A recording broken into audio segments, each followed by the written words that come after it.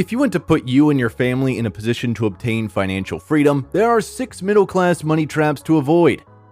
Where you fall in the American economic system depends on a number of factors. According to recent surveys and research by the Pew Institute, over 50% of Americans fall in the middle class.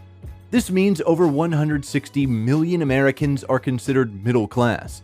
While many middle-class Americans appear to be living comfortably, many are trapped in swimming in considerable debt. If you're looking to break out of the middle class, retire comfortably and be different with your money. Avoid these 5 middle-class money traps that are holding you back from achieving financial freedom. 1. Delaying saving for your retirement. It's easy to put off saving for retirement when you're in your 20s. It seems far off, and making a day-to-day budget work may be challenging when you're starting a career. Soon enough, you reach your 30s and your priorities may shift to saving for a house or paying for childcare. Still not an easy time to save for retirement. The fact is, it may never be easy, but it will always be necessary. And yet a quarter of American families don't have any retirement accounts at all. The fix. As soon as you start a new job, sign up for your employer's 401k plan. If your employer doesn't offer a 401k plan, set up an individual retirement account, IRA, and automate your monthly deposits. If you don't get used to having extra money in your paycheck, you won't miss it when it automatically goes into your retirement savings. Plus, if you start early, your earnings will have a chance to generate more earnings, potentially growing your savings at an accelerated rate over time. That's the power of compounding. 2. Skimping on an emergency fund. According to a recent Bankrate.com survey, 23% of Americans have no emergency savings set aside to cover things like home repairs, medical bills, temporary unemployment, or any number of unforeseen and pricey expenses. About 73% of Americans don't have enough to set aside to cover 6 months' worth of expenses. The fix? Stash away 3 to 6 months' worth of cash in a separate account and cover essential living expenses. The number may be daunting, but you don't have to get there overnight. Funnel part of your paycheck automatically to a separate account, and you'll make steady progress over time. And remember to increase your savings rate as your earnings and cost of living go up. 3. Take the short view on investing.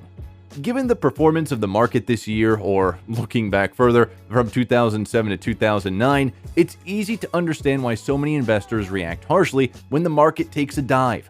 During the Great Recession, the Dow Jones Industrial Average lost about 20% of its value between February to March in 2009, and more than 50% from its peak in October 2007 to its lowest point in March 2009.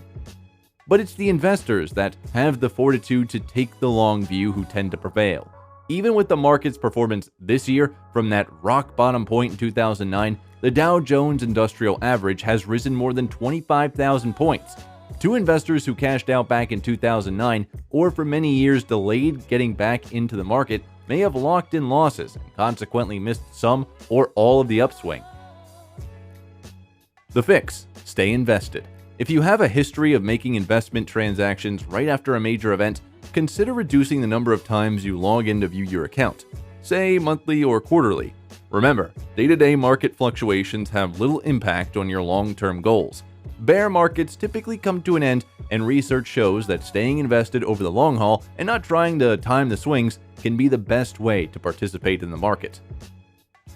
4. Avoiding the market. Market volatility may be scary, but while past performance is not a guarantee of future results, there has never been a 20-year period where a stock returns were negative. Keep your time horizon in mind when you're investing in stocks. Having most of your money in the stock market can be quite reasonable for a young person when investing for retirement. You should consider some exposure to stocks even during retirement. The fix: you don't have to jump in cold. Get in the habit of investing by moving a portion of your cash savings into a diversified portfolio each month. This approach, known as dollar cost averaging, potentially allows you to buy more shares of an investment when the price is low and fewer shares when the price is high. If you have a significant amount of money to invest, dollar cost averaging will reduce the impact of market volatility on large purchases. 5. Concentrating your investments. Some of us might have too much of one type of investment in our portfolio. Maybe it's stock in the company we work at or municipal bonds inherited from a relative.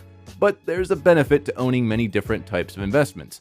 Having that variety in your portfolio, called diversification, tends to reduce its volatility and risk. Each investment responds differently to changes in the market or economy.